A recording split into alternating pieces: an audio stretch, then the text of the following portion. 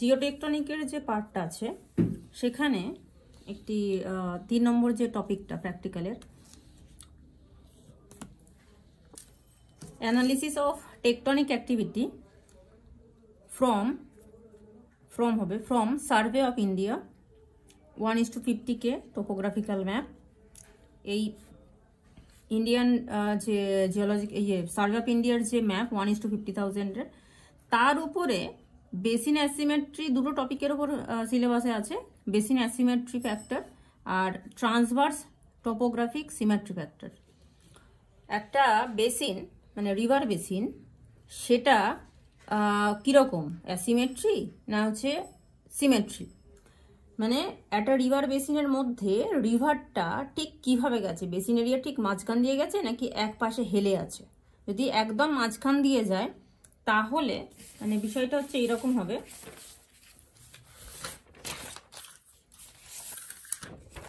এটা একটা river basin, এটা টোপোশিট থেকেই তোলা আছে রিভার বেসিন।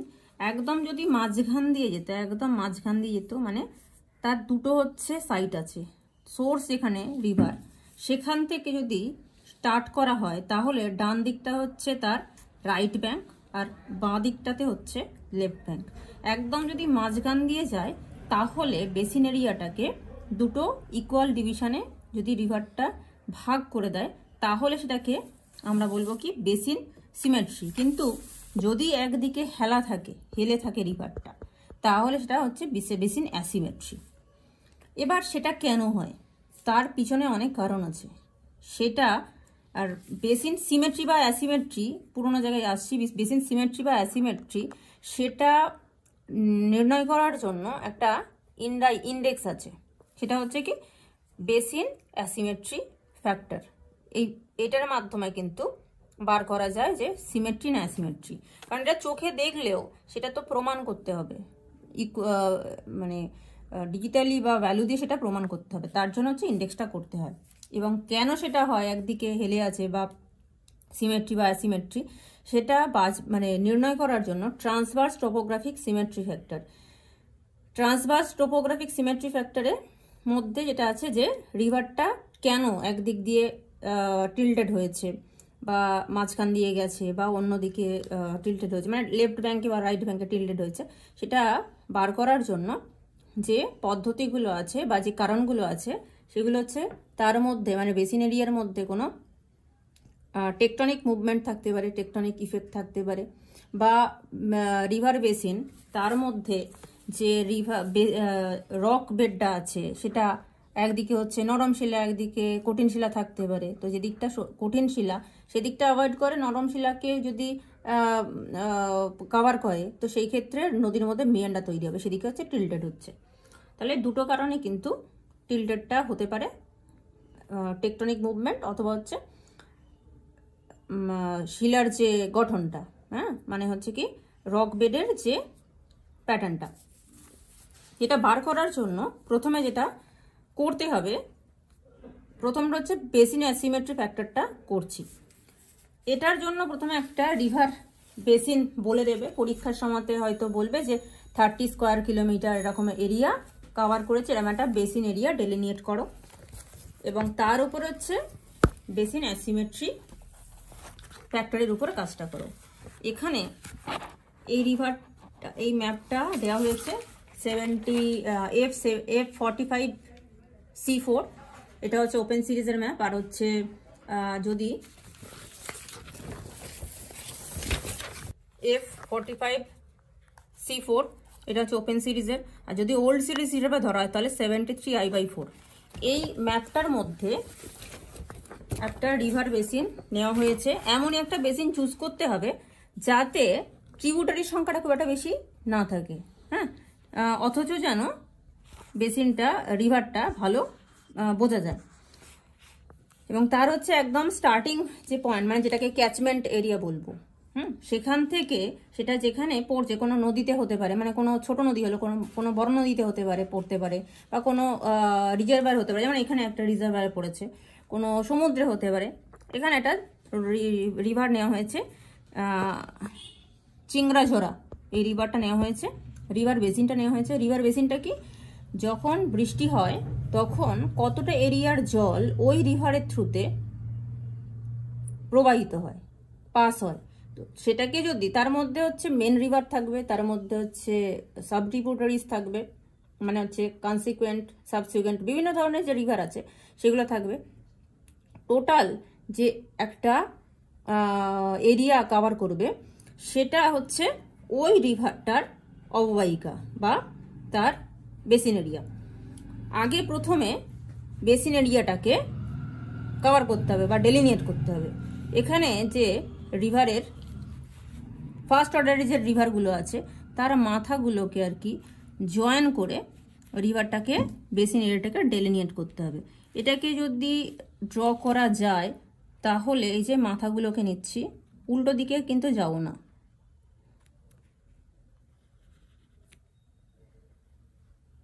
রিভারটাকে মাথাগুলোকে যোগ করে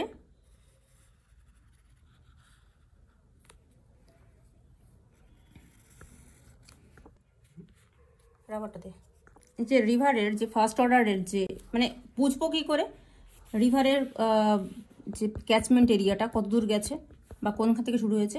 এই যে এই রিভারটাকে যদি ধরছি আমরা, এই রিভারটাকে ধরছি, তার সঙ্গে যে স্ট্রিমগুলো নিশ্চয়ই নর্থ থেকে সাউথের দিকে আসবে। তো সেই হিসাবে যদি একটু ওপরের দিকে যাই তাহলে এটা হচ্ছে রিভারের সেই ফার্স্ট অর্ডারের রিভার। এই রিভারের যে ফার্স্ট অর্ডার রিভারগুলো হচ্ছে এখান থেকে স্টার্ট হচ্ছে, এখান থেকে কভার করছি।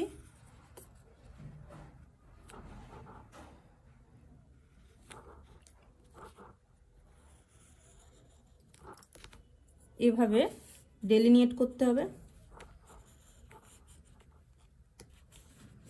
ফার্স্ট অর্ডারের রিভারগুলোকে ধরবো।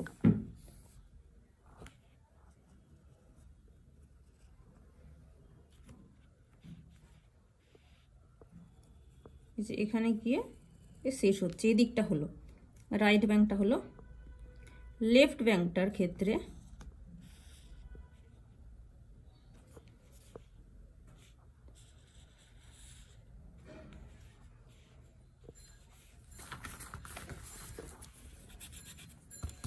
এই যে এইটাও কিন্তু এই রিভারের পার্ট, তাই এটা মুভ করবে সাউথের দিকটাতে।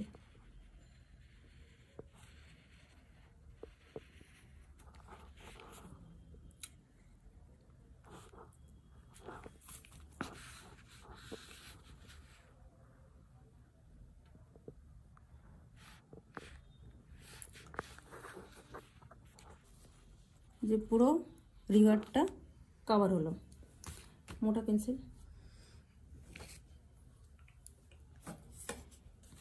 রিভারটা এখান থেকে স্টার্ট করে রাইট ব্যাঙ্কটা এরকমভাবে এসছে, মানে শুধুমাত্র এই চিংড়াঝড় যে রিভারটা আছে তার ফার্স্ট অর্ডারের যে স্ট্রিমগুলো আছে সেইগুলোর যে মাথাগুলো আছে সেইগুলোকে কভার করে বা টাচ করে এর বেসিন এরিয়াটাকে ডেলিনিয়েট করলাম। তার হচ্ছে এরকমভাবে এসছে, এখান থেকে স্টার্ট হয়েছে। একটুখানি স্পষ্ট করে নিই।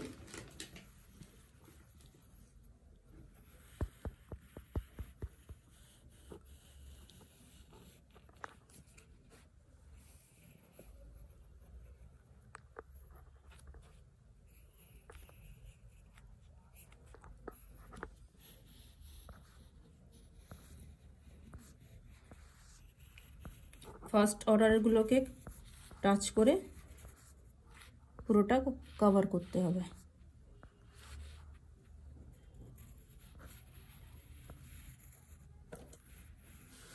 পরীক্ষার সময় 30 স্কোয়ার কিলোমিটার মোটামুটি দিতে পারে। তো এরকম একটা হলো, এরকম একটা হলো। এবার এর মধ্যে যেটা করতে হবে, ট্রেসিং পেপারের উপরে যদি বেসিন অ্যাসিমেট্রি দেয় তাহলে হচ্ছে এরিয়া বার করতে হবে। এরিয়া বার করার জন্য ট্রান্সপারেন্ট গ্রাফ পেপার নেওয়ার কথা, অ্যাভেলেবিলিটি ছিল না, তাই নর্মাল গ্রাফ পেপারই করা হয়েছে। ট্রান্সপারেন্ট গ্রাফ পেপার হলে কি হতো, এটা ডিরেক্টলি ম্যাপ মানে গ্রাফ পেপারটা ম্যাপের উপরে বসালে ট্রান্সপারেন্ট হতো, সেটা অনুযায়ী আর কি বেসিন এরিয়াটা এবং মেন রিভারটা, তার ট্রিবিউটারিজগুলো নয়, মেন রিভারটা তুলতে হতো। এবার যেটা করতে হবে, বা যেটা করতে হতো, এখানে হচ্ছে নর্মাল গ্রাফ পেপারে করা হয়েছে। এখানে রিভার বেসিনটা তোলা হয়েছে এবং রিভারটা তোলা হয়েছে। এবার রিভারের যে দুটো সাইড, রাইট ব্যাঙ্ক এবং লেফট ব্যাঙ্ক, দুটো সাইডের এরিয়াটা মেজার করতে হবে। কিভাবে করব?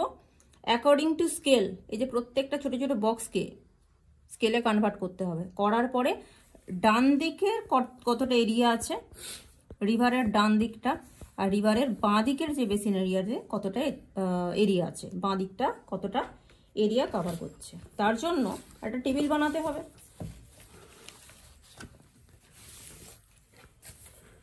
তাহলে প্রথমে কি করলাম, রিভার বেসিনটা হচ্ছে ডেলিনিয়েট করতে হবে। সেটা ট্রান্সপারেন্ট, যদি বেসিন অ্যাসিমেট্রির উপরে কাজ করতে হয় তাহলে বেসিন যেটা হচ্ছে ট্রান্সপারেন্ট গ্রাফ পেপার, তাতে বেসিন এরিয়াটা তুলতে হবে এবং মেন রিভারটা তুলতে হবে। নেক্সট কাজ হচ্ছে কি, অ্যাকর্ডিং টু স্কেল, ম্যাপের স্কেল অনুযায়ী 1:50,000 মানে হচ্ছে 2 সেন্টিমিটার 1 কিলোমিটার, সেই অনুযায়ী ডান দিকের রিভারের ডান দিকের এবং বাম দিকের যে এরিয়া কতটা কভার করছে বক্স গুনে সেটা কাউন্ট করতে হবে। তার জন্য এটা আমাদের টেবিল বানাতে হবে। কি আছে টেবিলের মধ্যে? কতগুলো কলাম করা আছে এবং তার একটু হেডিং করা আছে। রিভার সাইড এল দিয়ে হচ্ছে মানে এরিয়া লেফট, এ আর মানে হচ্ছে কি এরিয়া রাইট। প্রথমে লেফট ব্যাঙ্কের কাজটা এখানে করা হয়েছে। এখানে কতগুলো কলাম করা হয়েছে, কি area in 1 centimetre by 1 centimetre. এখানে যে বক্সগুলো আছে 1 সেন্টিমিটার বাই 1 সেন্টিমিটার, 1 সেন্টিমিটার, এটা 1 সেন্টিমিটার। সেটাকে যদি কিলোমিটার কনভার্ট করা হয় তাহলে কি হাফ কিলোমিটার, 0.5 কিলোমিটার। তাহলে এরকম 1 সেন্টিমিটার বাই 1 সেন্টিমিটারের বক্স কটা আছে সেটা কাউন্ট করতে হবে। তারপর হচ্ছে ছোট্ট বক্স, একদম ছোট্ট বক্স, সেগুলো হচ্ছে 0.1 সেন্টিমিটার। আর যদি কিলোমিটার কনভার্ট করা হয় তাহলে 0.05 কিলোমিটার। প্রথমে কাউন্ট করতে হবে, তারপরে অঙ্কে আসছি। 1 সেন্টিমিটার বাই 1 সেন্টিমিটারের বক্স লেফট ব্যাঙ্কে কটা আছে, এখানে কাউন্ট করে বেরিয়েছে 31। কিভাবে হলো? এই যে এটা হচ্ছে লেফট ব্যাঙ্ক, এখানে নাম্বারিং করা হয়েছে বক্সগুলো করে। এই যে 1 সেন্টিমিটার বাই 1 সেন্টিমিটারের বক্স এরকমভাবে সুবিধার জন্য, কাজের সুবিধার জন্য করে নেওয়া হয়েছে। তারপরে সেগুলোকে নাম্বারিং করা হয়েছে যাতে গুলিয়ে না যায়। 1 2 3 4 5 করে টোটাল লেফট যে ব্যাঙ্কটা আছে, যদি এখান থেকে স্টার্ট করা হয় তাহলে বাঁ দিকটা পড়ছে হচ্ছে এই পোর্শনটা, তো সেই জন্য এটাকে লেফট ব্যাঙ্ক বলা হচ্ছে। রিভারের বাঁ দিকটাতে বেসিন এরিয়ার মধ্যে 1 centimetre by 1 centimetre full box কটা আছে সেটাকে এরকমভাবে বক্স করে নিয়ে সেটাকে কাউন্ট করা হয়েছে। সেই হিসাবে এসছে হচ্ছে 31। এই যে এখানে অঙ্কে যেটা করা হয়েছে মানে টেবিলে 31। এরিয়া যদি করা হয় কত স্কোয়ার কিলোমিটার, কত স্কোয়ার সেন্টিমিটার, 31, 31টা 1 সেন্টিমিটার বাই 1 সেন্টিমিটারের বক্স মানে হচ্ছে 31 square centimetre. 1 centimetre by 1 centimetre করলে 31টা বক্স, তাকে যদি গুণ করি আমরা তাহলে 31 স্কোয়ার কিলোমিটারই এই সেন্টিমিটারই হয়। তারপরে হচ্ছে কি 0.5 সেন্টিমিটার বাই 0.5 সেন্টিমিটার, মানে আরেকটু ছোট বক্স করা হয়েছে। এই যে এই 1 সেন্টিমিটারকে যদি হাফ করে দেওয়া হয় তাহলে 0.5, আর ভার্টিক্যালি 0.5, হরিজন্টালি 0.5, সেরকম বক্স কটা হয়েছে সেটাও কিন্তু এখানে করে নেওয়া হয়েছে। যেমন এই যে এখানটাতে করা হয়েছে, দেখানো হয়েছে। সব কটা তো আর 1 সেন্টিমিটার বক্স হয় না, কিছু তো হাফ সেন্টিমিটার বক্স পাওয়া যাবে, সেটাও কিন্তু এখানে কাউন্ট করে নেওয়া হয়েছে। সেরকম হয়েছে 35। এবার 0.5 সেন্টিমিটার বাই 0.5 সেন্টিমিটার, সেটাকে যদি এরিয়াটা কনভার্ট করা হয়, 0.5 সেন্টিমিটার বাই 0.5 সেন্টিমিটারকে এরিয়াতে কনভার্ট করলে 0.25 স্কোয়ার সেন্টিমিটার হয়। কটা বক্স এসছে 35। তাহলে এরিয়া দিয়ে যদি বক্সের সংখ্যাটাকে আমরা ইনটু করে দিই তাহলে কিন্তু ওই এরিয়াটা আমরা পেয়ে যাব, সেটা হচ্ছে কি 8.75 স্কোয়ার সেন্টিমিটার। আগে কি হয়েছে 1 সেন্টিমিটার বাই 1 সেন্টিমিটার মানে হচ্ছে 1 স্কোয়ার সেন্টিমিটার, তাকে 31 দিয়ে গুণ করেছে মানে 31টা বক্স এসছে। এবার যে কোনো জিনিসকে যদি 1 দিয়ে গুণ করা হয় সেই সংখ্যাটাই চলে আসছে 31 স্কোয়ার সেন্টিমিটার। 0.5 সেন্টিমিটারের বক্স অনুযায়ী কত এরিয়া এসছে 8.75 স্কোয়ার সেন্টিমিটার। আর একদম ছোট্ট বক্স, কিছু তো তার বাইরেও থাকবে, একদম ছোট্ট বক্স সেগুলোকে কিন্তু কাউন্ট করে নেওয়া হয়েছে কত 560টা। এবার 0.1 সেন্টিমিটার বাই 0.1 সেন্টিমিটার সেটাকে যদি এরিয়া করা হয় মানে ইন্টু করা হয় তো সেটা কত হচ্ছে 0.01 স্কোয়ার সেন্টিমিটার ইন্টু 560টা বক্স, সেটা কত এসছে 5.60 স্কোয়ার সেন্টিমিটার। এবার সবকটা হচ্ছে এরিয়াকে লেফট ব্যাংকের সবকটা বক্সের যে এরিয়া তাকে যোগ করে হয়েছে 45.35 স্কোয়ার সেন্টিমিটার। যেহেতু এখানে আলটিমেটলি ইউনিটটা কেটে যাবে সেজন্য এখানে আর কিলোমিটারে কনভার্ট করা হয়নি বা স্কোয়ার কিলোমিটারেও কনভার্ট করা হয়নি, স্কোয়ার সেন্টিমিটার পর্যন্তই রাখা হয়েছে। না, এখানে তো করা হয়েছে।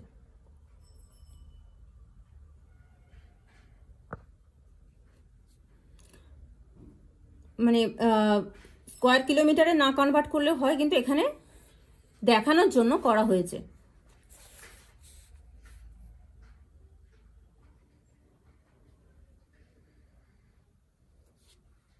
যে এরিয়াটা এখানে এরিয়াটা স্কোয়ার সেন্টিমিটার রাখলেই হয়, আলটিমেটলি ওটা কিন্তু পার্সেন্টেজে কনভার্ট হবে, সেন্টিমিটার মানে কোনো রকমভাবে ইউনিট থাকবে না।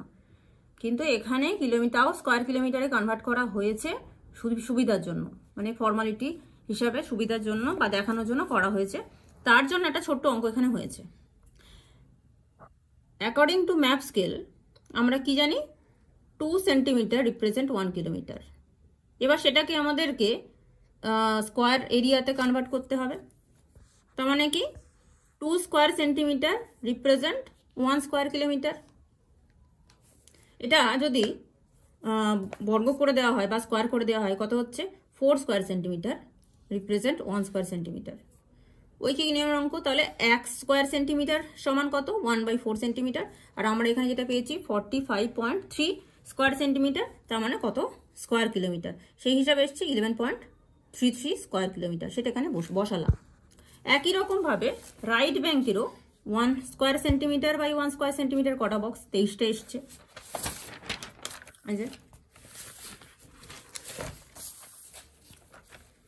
রাইট ব্যাংকের 1 square centimetre by 1 square centimetre 23টা এসছে, সেটা এখানে বসানো হয়েছে।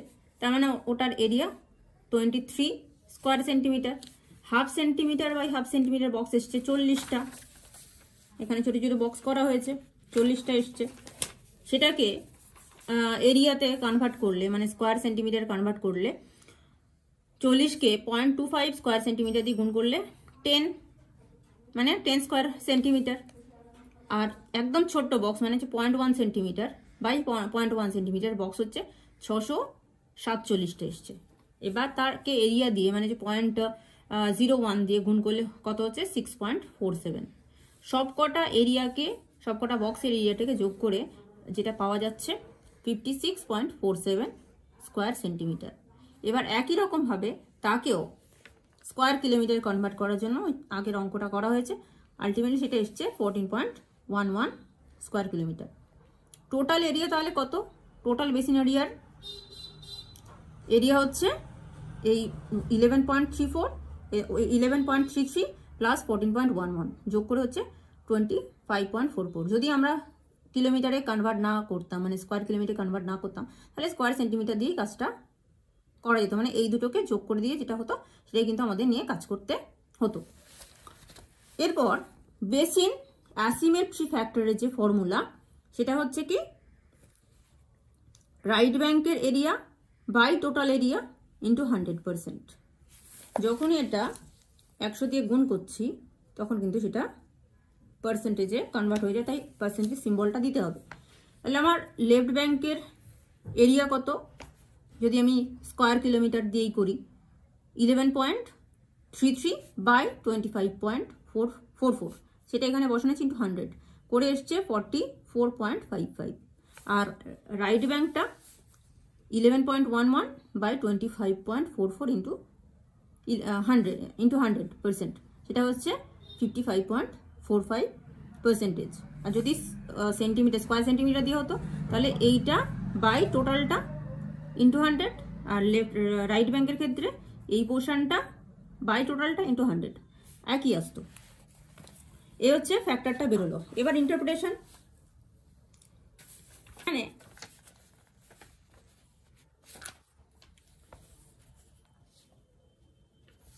ইয়াটা বেশি, পার্সেন্টেজটা বেশি, তাই সেটা কিন্তু হওয়া উচিত ছিল রাইটের দিকে টিল্টেড, মানে অ্যাসিমেট্রি রাইটের দিকে। কিন্তু এখানে ছবির মধ্যে কি দেখা যাচ্ছে, ছবির মধ্যে কিন্তু লেফটের দিকে চলে এসছে, রিভারটা রাইট এই লেফট ব্যাংকের দিকে চলে এসছে।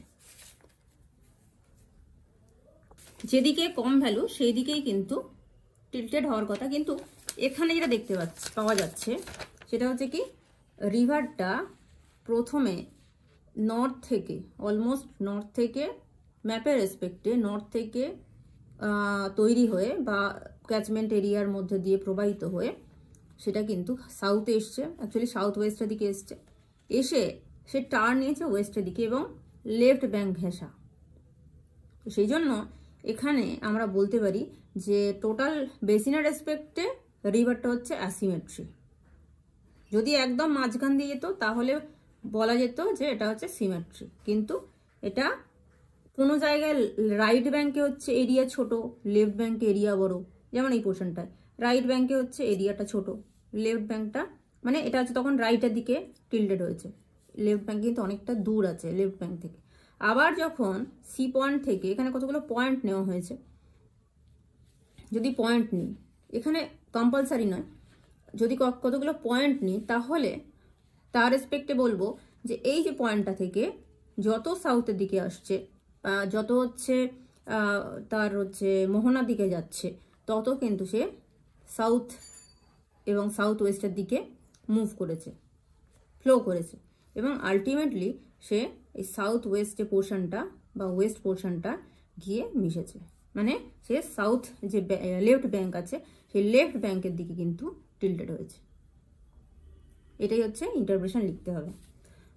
আলটিমেটলি হচ্ছে কি, রিভার বেসিনের রেসপেক্টে রিভারটা সিমেট্রি না অ্যাসিমেট্রি। যেহেতু এটা হচ্ছে ইকুয়াল এরিয়া নয়, দুটো হচ্ছে অসমান, একটা হচ্ছে 11.33 স্কোয়ার কিলোমিটার আর আরেকটা হচ্ছে 11.11 স্কোয়ার কিলোমিটার, তাই এটা হচ্ছে অ্যাসিমেট্রি বেসিন।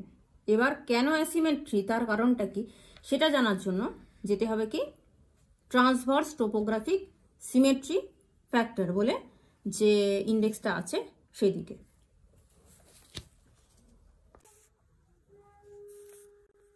এখানে রাইট ব্যাংকের ক্ষেত্রে কি দেখা যাচ্ছে, রাইট ব্যাংকের ক্ষেত্রে 14.11 স্কোয়ার কিলোমিটার, লেফট ব্যাংকের ক্ষেত্রে হচ্ছে কি 11.33 স্কোয়ার কিলোমিটার। হ্যাঁ, এই লেফট ব্যাংকের রেসপেক্টে রাইট ব্যাংকের যে এরিয়াটা অনেকটা বেশি, তাই যদি আমরা দেখি যে রাইট ব্যাংকের এরিয়াটা হচ্ছে অনেকটা বেশি, লেফট ব্যাংকের এরিয়াটা যেহেতু কম, তাই বলা যেতে পারে যে এই ভ্যালুটার রেসপেক্টে বলা যেতে পারে যে রিভার ব্যাংকটা কিন্তু লেফটের দিকটাতে টিল্টেড আছে, কারণ যেদিকটা এরিয়াটা কম টিল্টেড সেদিকটাতেই হয়েছে। সেটা এখানে ভ্যালুর মাধ্যমেও বুঝতে পারছি।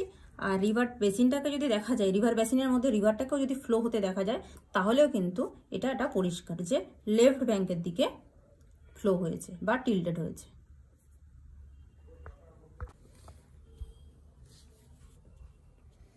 বেসিন অ্যাসিমেট্রির ক্ষেত্রে রিভারটা বেসিনের কোন দিকটাতে টিল্টেড হয়েছে সেটা বোঝার জন্য রিভারের বেসিনের মাঝখান দিয়ে একটা মিড লাইন টানা হয়েছে। এটা কম্পালসারি নয়, বুঝতে সুবিধার জন্য টানা উচিত। এখানে বুঝতে সাহায্য করছে যে রিভার বেসিনের মধ্যে রিভারটা যেটা ক্যাচমেন্ট এরিয়া সেখানে প্রায় সিমেট্রি থাকার আছে, যদিও যত সে সাউথের দিকে আসছে, যত সে তার আপার সিরিজের দিকে আসছে বা যেটাকে আমি বলবো হায়ার অর্ডারের দিকে আসছে, সেখানে কিন্তু ক্রমাগত তার টিল্টেড অবস্থাটা দেখা যাচ্ছে। যেমন এই পোর্শনটাতে রাইটের দিকে মুভ করেছে, আবার এই পোর্শনটার পর থেকে সে লেফটের দিকে, লেফট ব্যাংকের দিকে মুভ করেছে।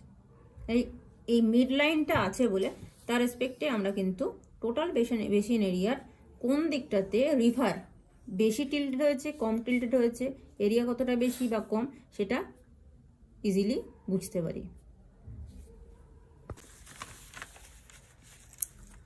ট্রান্সভার্স টোপোগ্রাফিক সিমেট্রি যে ফ্যাক্টর আছে, সিমেট্রি ফ্যাক্টরসের ক্ষেত্রে কাজটা কেন করা হয়, যে এই যে রিভার বেসিনটা হচ্ছে আগেরটাতে এটা বলা হয়েছে যে এটা হচ্ছে বেসিনটা অ্যাসিমেট্রি। চিংড়া ঝড় নামক যে রিভার বেসিনের উপর কাজ করা হয়েছে, সেটা হচ্ছে কি রিভারটা লেফট ব্যাঙ্কের দিকে টিল্টেড হয়েছে, মানে বেসিনটা হচ্ছে অ্যাসিমেট্রি। কেন টিল্টেড হয়েছে, তার উপরে টেকটনিক যে মুভমেন্ট তার ইফেক্ট আছে কিনা সেটা জানবার জন্য যেটা করতে হবে ট্রান্সভার্স টোপোগ্রাফিক সিমেট্রি ফ্যাক্টর। এটার ক্ষেত্রে ট্রেসিং পেপারের উপরে কাজ করাটাই ভালো। ট্রেসিং পেপারের উপর বেসিন এরিয়াটা তোলা হয়েছে, রিভারটা তোলা হয়েছে। এবার যেহেতু এটা হচ্ছে তার ক্যাচমেন্ট এরিয়া, এখান থেকে শুরু করে একদম গোড়াতে না হলেও হতো, একটু ভিতরে এনে এসে কাজ করলে হতো, মানে স্টার্টিং পয়েন্টটা কতগুলো পয়েন্ট নিতে হবে। এখানে যেটা করা হয়েছে 2 কিলোমিটার ছাড়া ছাড়া কতগুলো পয়েন্ট নেওয়া হয়েছে। তবে তার আগে বলে দিই, এখানে আর একটা কাজ করতে হবে।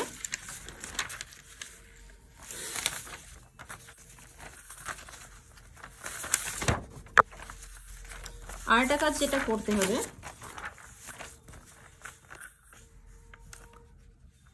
বেসিন এরিয়ার ঠিক মিড লাইন একটা টানতে হবে।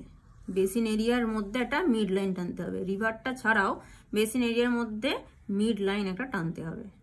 কীরকম করা হয়েছে, দুদিকে বেসিন এরিয়ার মধ্যে আর কি টোটাল এরিয়াটাকে কভার করে আমরা যদি চওড়ার দিকটা ধরি, হ্যাঁ আড়াআড়ি ধরি, স্কেল বসিয়ে তার মাঝের যে পয়েন্টগুলোকে যদি পয়েন্টগুলো নিয়ে নেওয়া যায়, এখানে যেমন করা হয়েছে কতটা চওড়া, স্কেলটা বসিয়ে তার একটা মিড পয়েন্ট পাবো, সেইগুলোকে যদি জয়েন করা যায় তাহলে একটা মিড লাইন হয়ে যাবে, বেসিনে একটা মিড লাইন হয়ে যাবে। তাহলে এটা হচ্ছে মিড লাইন করা হয়েছে। এরপরে কি করা হয়েছে, রিভারটা কার্ভি আছে, একটু জিগজ্যাগ আছে, সেজন্য তার মধ্যে দিয়ে কাজ করাটা মুশকিল। সেই কারণে রিভারটাকে কভার করে তার মধ্যে দিয়ে একটা কার্ভ লাইন টানা হয়েছে, স্মুথ কার্ভ লাইন টানা হয়েছে। এই যে এখানটা দেখলে বোঝা যাবে কার্ভ লাইন টানা হয়েছে, স্মুথ কার্ভ। তাহলে বেসিক বিষয়টা হলো, এবার কতগুলো পয়েন্ট নিতে হবে 2 কিলোমিটার ছাড়া ছাড়া। এটা কম্পালসারি নয় 2 কিলোমিটার, ওটা নির্ভর করছে বেসিন এরিয়াটা কতটা বড় এবং তাতে যে স্টিম অর্ডারিং কত অর্ডার আছে রিভার, তার উপর নির্ভর করছে। তো এখানে প্রথমে যে পয়েন্টটা নেওয়া হয়েছে তার নাম দেওয়া হয়েছে এ পয়েন্ট নেওয়া হয়েছে। এখানে না নিয়ে আর একটু ভিতর নিলেও হতো, সেখানে যদি এ নিতাম। তার সাথে হচ্ছে কি, এই যে রিভারের মধ্যে একটা স্মুথ কার্ভ টানা হয়েছে, তার উপর দিয়ে 2 কিলোমিটার মানে হচ্ছে 4 সেন্টিমিটার ছাড়া ছাড়া একটা করে পয়েন্ট নিতে হবে। কীভাবে নেব, তার জন্য রোটামিটার চালাতে হবে। তাহলে এখানে যখন যে এ পয়েন্টটা নেওয়া হয়েছে তার রেসপেক্টেই বলি, স্টার্টিং পয়েন্ট থেকে মানে যেখানে এ পয়েন্ট নেওয়া হয়েছে সেখান থেকে যদি রোটামিটার চালানো হয় তাহলে 4 সেন্টিমিটার যেখানে টাচ করছে সেখানে নেক্সট পয়েন্ট নেওয়া হয়েছে। তারপরে আবার 4 সেন্টিমিটারে এসে সেখানে একটা পয়েন্ট নেওয়া হয়েছে। এগুলোকে 1 2 3 4 করে মার্কিং করলেও হবে স্টেশনগুলোকে। যদি এখানে ABCD করে করা হয়েছে 1 2 3 4 করে, টেবিলের মধ্যে 1 2 3 4 করে পয়েন্ট করা হয়েছে। এখানে আমরা করে দিতে পারি 1 2 3 4 5, 5টা টোটাল 2 কিলোমিটার ছাড়া ছাড়া বা 4 সেন্টিমিটার ছাড়া ছাড়া পয়েন্ট নেওয়া হয়েছে। নেক্সট কাজ কি, এখানে কতগুলো আড়াআড়ি লাইন বা ক্রস সেকশন টানা হয়েছে। বুঝবো কি করে কোন দিকে টানতে হবে, রিভারটা যেদিকে টিল্টেড লাইনটা কিন্তু সেদিকেই যাবে। সেই লাইনটা টানার জন্য যেটা করতে হবে, প্রোটেক্টর বা চাঁদা নিতে হবে। রিভারের মধ্য দিয়ে যে লাইনটা স্মুথ কার্ভটা টানা হয়েছে সেটার উপরে যে প্রোটেক্টর, এই যে রিভারটা স্মুথ কার্ভ হয়েছে, সেটার ওপরে মানে যেখানে পয়েন্টটা আছে সেই পয়েন্টে হচ্ছে প্রোটেক্টরের এই যে মিড পয়েন্টটাকে বসাবো, আর লাইনটার ওপরে চাঁদাটা নর্থের দিকটাই থাকছে, জিরোটা নর্থের দিকটা হচ্ছে জিরোটা থাকছে। এই লাইনটার উপরে যদি বসানো হয় মানে হচ্ছে পয়েন্টে হচ্ছে এখানে চাঁদার হচ্ছে ক্রস পয়েন্টটা থাকছে, আর লাইনটার উপরে হচ্ছে এই যে 0-180 যে লাইনটা আছে সেটা প্যারালাল করে বসানো হয়েছে। তো এটার পরিপ্রেক্ষিতে আমরা 90 ডিগ্রি 90 ডিগ্রি পেয়ে যাচ্ছি। 90 ডিগ্রি আর 270 ডিগ্রি যে লাইনটা, দুদিকে যদি পয়েন্ট নিয়ে নিই তাহলে রিভার যে লাইনটার রেসপেক্টে বা রিভারের রেসপেক্টে 90 ডিগ্রি অ্যাঙ্গেল আমরা পেয়ে যাচ্ছি। এই দুটোকে এবার যদি যোগ করে দেওয়া হয় তাহলে কিন্তু লাইন হয়ে যাবে। সেটা কোন দিকে এক্সটেন্ড হবে?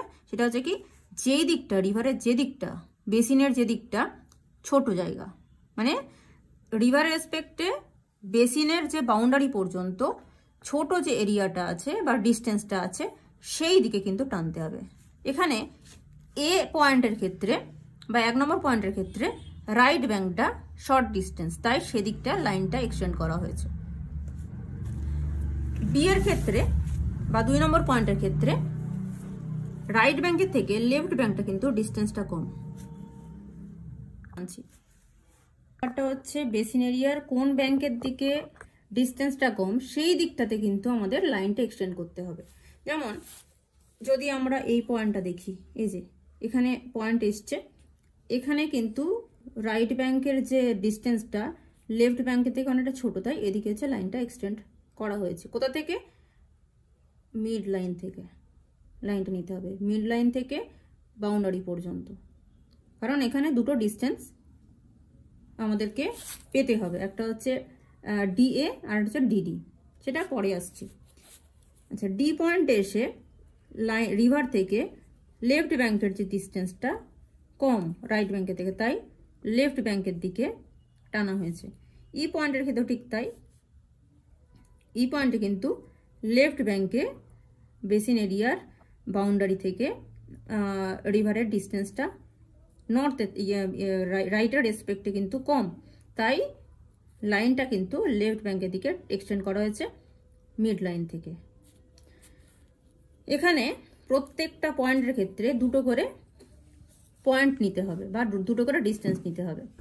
একটা হচ্ছে কি মিড লাইন থেকে বাউন্ডারি পর্যন্ত, বেসিনের বাউন্ডারি পর্যন্ত, যেটাকে ডিডি নাম দেওয়া হয়, আর আরেকটা হচ্ছে কি মিড লাইন থেকে রিভার পর্যন্ত, সেটাকে ডিএল নাম দেওয়া হয়। এরকমভাবে প্রত্যেকটা পয়েন্টে মিড লাইন থেকে হচ্ছে রিভার আর মিড লাইন থেকে বেসিন বাউন্ডারি পর্যন্ত লেন্থ নিতে হবে এবং সেটাকে ডিএ ও ডিডি যে নাম দেওয়া হয়েছে তার মধ্যে লিখে নিতে হবে। তো সেই হিসাবে এখানে একটা টেবিল করা হয়েছে, ডিএ সেন্টিমিটারেই নেওয়া হয়েছে, তাহলে 90 ডিগ্রি অ্যাঙ্গেলের রেসপেক্টে যে লাইনগুলো টানা হয়েছে ডিএ এবং ডিডি প্রত্যেকটা লেন্থ নেওয়া হয়েছে সেন্টিমিটারে।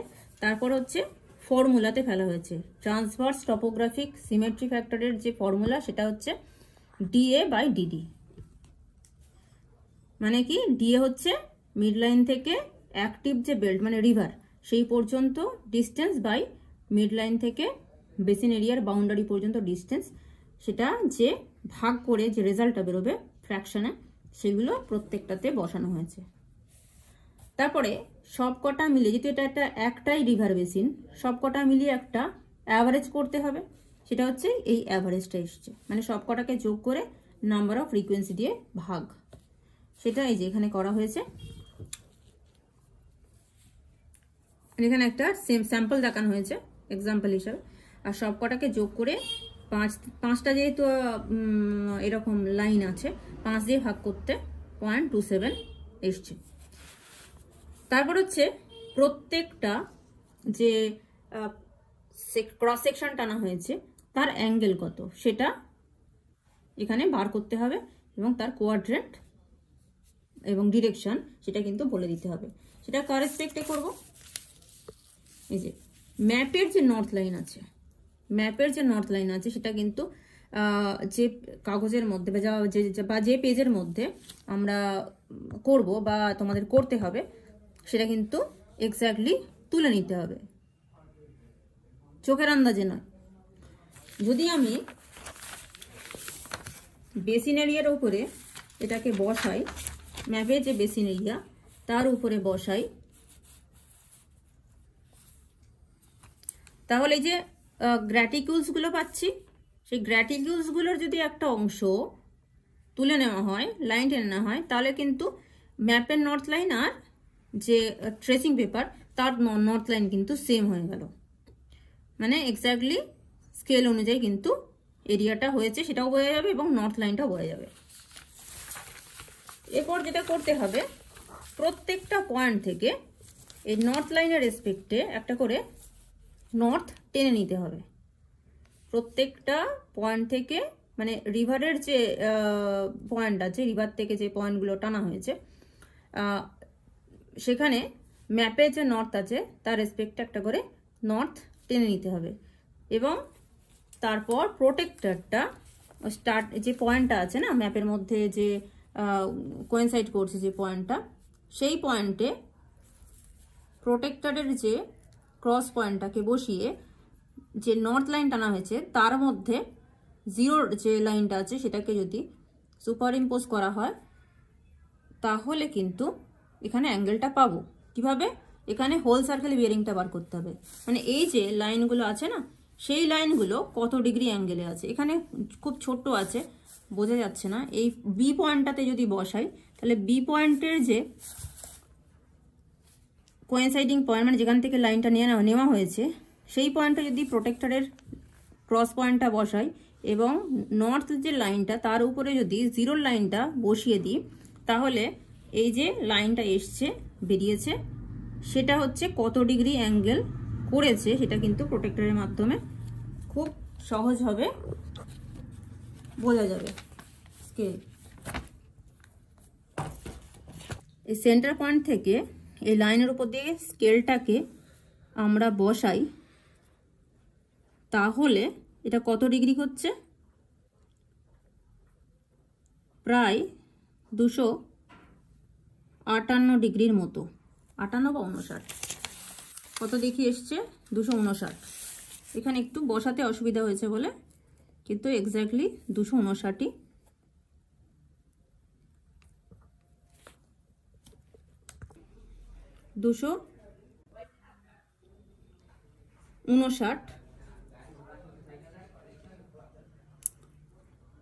যদি খুব ভালোভাবে দেখা যায় তাহলে হচ্ছে 258 ডিগ্রির মতো হচ্ছে। প্রত্যেকটা অ্যাঙ্গেল এখানে বার করা আছে 258 ডিগ্রি। আরেকটা দেখাই, যদি সি পয়েন্টে ধরা যায়, তাহলে সি পয়েন্ট হচ্ছে এই নর্থ লাইন, সেটা কোন দিকটা কনসিডার করতে হবে? যে দিকটা লাইনটা এক্সটেন্ড হয়েছে।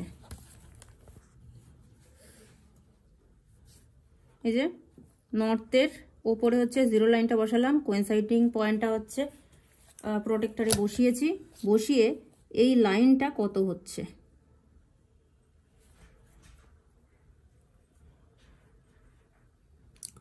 এই যে 269 ডিগ্রি 30 মিনিট। ঠিক আছে, পরেরটা দেখি। পরেরটাতে এটা এগুলো মুছে দিতে হবে। নর্থ লাইনটা যেটা টানা হচ্ছে পরে মুছে দিতে হবে, চোখের আন্দাজে করা যাবে না অ্যাঙ্গেলটা, যার জন্য লাইনটা টানা হয়েছে। কোয়েনসাইডিং পয়েন্ট আর নর্থ লাইনের উপরে বসালাম, বসিয়ে এই যে লাইনটা বেরিয়েছে কত ডিগ্রি, এই যে 133 ডিগ্রি, এই যে 133 ডিগ্রি। এরকমভাবে প্রত্যেকটা অ্যাঙ্গেল বার করে নিতে হবে। এখানে সেটা করা হয়েছে। পরেরটা হচ্ছে 182 ডিগ্রি। রেফারেন্স হিসাবে একটা পেপার, সেখানেও কিন্তু এরকমভাবে এই বেসিন এরিয়াটা ডেলিনিয়েট করা হয়েছে, তার মধ্যে মিড লাইন টানা হয়েছে এবং যে রিভারটা আছে মেন রিভারটার মধ্য দিয়ে একটা কার্ভ লাইন টানা হয়েছে। এখানে একটা নির্দিষ্ট গ্যাপে, এখানে 2 কিলোমিটার গ্যাপে সেগমেন্টে কতগুলো পয়েন্ট নেওয়া হয়েছে, এখানে 2টো পয়েন্টের কথা বলেছে। এবার সেখানে হচ্ছে ডিএডিডি অলরেডি দেখা যাচ্ছে।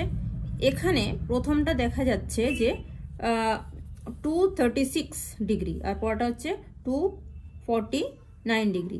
এটা কিভাবে বার করেছে? এই যে কোয়েনসাইডিং পয়েন্ট আছে রিভারের মধ্যে, যে কোয়েনসাইডিং পয়েন্ট আছে মানে যেখানে পয়েন্টটা নেওয়া হয়েছে সেখান থেকে যদি নর্থ লাইন টানা হয়, নর্থ লাইনের ওপরে যদি প্রোটেক্টরটা বসানো হয় তাহলে কিন্তু সেটা 336 ডিগ্রি হচ্ছে, 236 ডিগ্রি হচ্ছে।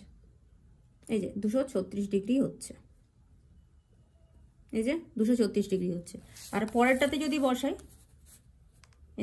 এই যে রিভারটা, এই হচ্ছে রিভারটা, এখানে কোয়েনসাইডিং মানে সেগমেন্টটা আছে, পয়েন্টটা নেওয়া হয়েছে, সেখান থেকে নর্থ লাইন টেনেছি।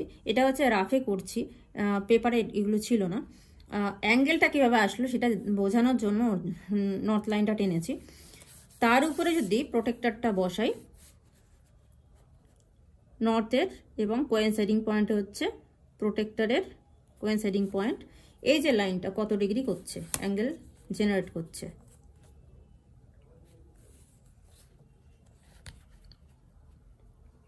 এই যে 249 degree whole circle bearing generate করছে। মানে এই যে অ্যাঙ্গেলগুলো সেটা হচ্ছে কি টোটাল ম্যাপের রেসপেক্টে কত ডিগ্রি অ্যাঙ্গেলে এটা তৈরি হয়েছে, অ্যাঙ্গেলটা তৈরি হয়েছে, জেনারেট হয়েছে, সেটা হচ্ছে এখানে বার করা হয়েছে।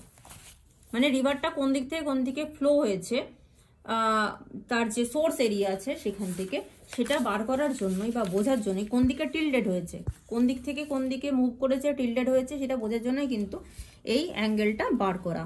তো এখানে এ থেকে বি, সি, ডি, ই এই পয়েন্টগুলোকে যদি কনসিডার করা হয় তাহলে সেটা কি হচ্ছে, এ পয়েন্টটা 315 ডিগ্রি, বি পয়েন্টটা 258 ডিগ্রি, মানে ফোর্থ কোয়াড্রেন্ট থেকে থার্ড কোয়াড্রেন্ট, তারপরে এটা সামান্য হলেও ফোর্থ কোয়াড্রেন্টে, থার্ড কোয়াড্রেন্ট, এটা হচ্ছে থার্ড কোয়াড্রেন্ট, তারপর হচ্ছে ফার্স্ট কোয়াড্রেন্টে গেছে, তারপর হচ্ছে কি মানে টিল্টেড হচ্ছে, এটা কিন্তু টিল্টেড, হ্যাঁ, এটা হচ্ছে ফোর্থ কোয়াড্রেন্টের দিকে টিল্টেড, এটা হচ্ছে থার্ড কোয়াড্রেন্টের দিকে টিল্টেড, এটা হচ্ছে থার্ড কোয়াড্রেন্টের দিকে টিল্টেড।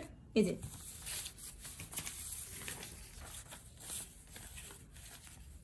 ফোর্থ কোয়াড্রেন্টের দিকে টিল্টেড, এটা হচ্ছে থার্ড কোয়াড্রেন্টের দিকে, এটাও থার্ড কোয়াড্রেন্টের দিকে, এটা কিন্তু সেকেন্ড কোয়াড্রেন্টের দিকে টিল্টেড। মানে নর্থ থেকে যে সাউথে আসছে সেটা কিন্তু লেফট ব্যাঙ্কের দিকে মুভ করেছে, তাই কিন্তু তার সেগমেন্ট অনুযায়ী তার ডিরেকশনও চেঞ্জ হয়েছে, মানে সাউথ ব্যাঙ্কের দিকে মুভ করছে, টিল্টেড হচ্ছে।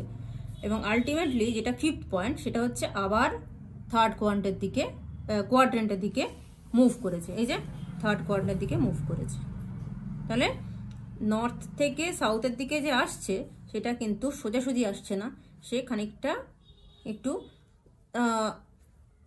তার হচ্ছে ডিরেকশনটা একটু চেঞ্জ করেছে, কিন্তু সে আড়াআড়িভাবে সাউথের দিকে মুভ করে টিল্টেড হয়ে রিভার ব্যাঙ্কের হচ্ছে কি সাউথের পোর্শনটাতে, মানে যেটা আমরা লেফট ব্যাঙ্ক বলছি, সেদিকটা টিল্টেড হয়ে সে আলটিমেটলি রিভার ব্যাঙ্কটাকে পুরোটা কভার করছে। তাহলে এখানে পরিষ্কার হয়ে যাচ্ছে যে টোটাল রিভার ব্যাঙ্কের রেসপেক্টে লেফট ব্যাঙ্কের দিকে টিল্টেড হয়েছে, মানে এটা হচ্ছে কি টেকটনিক মুভমেন্টটা আছে। এবং কতটা আছে সেটা বার করার জন্য কতগুলো রেফারেন্স নিয়ে নেওয়া হয়েছে। কি রেফারেন্স নেওয়া হয়েছে? কারণ কি ট্রান্সভার্স টোপোগ্রাফিক সিমেট্রি ফ্যাক্টর সেটা 0 থেকে 1 এর মধ্যে ভ্যারি করে, 0 থেকে 1 এর মধ্যে ভ্যারি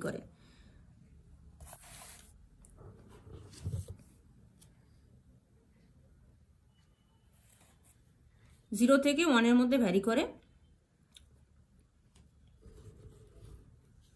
যদি এই ভ্যালুটা কম থাকে, মানে হচ্ছে 0.2 বা তার কাছাকাছি থাকে, তাহলে বলতে হবে যে এর উপরে, মানে রিভার বেসিনের উপরে যে টেকটনিক মুভমেন্টের যে প্রভাব সেটা কিন্তু কম।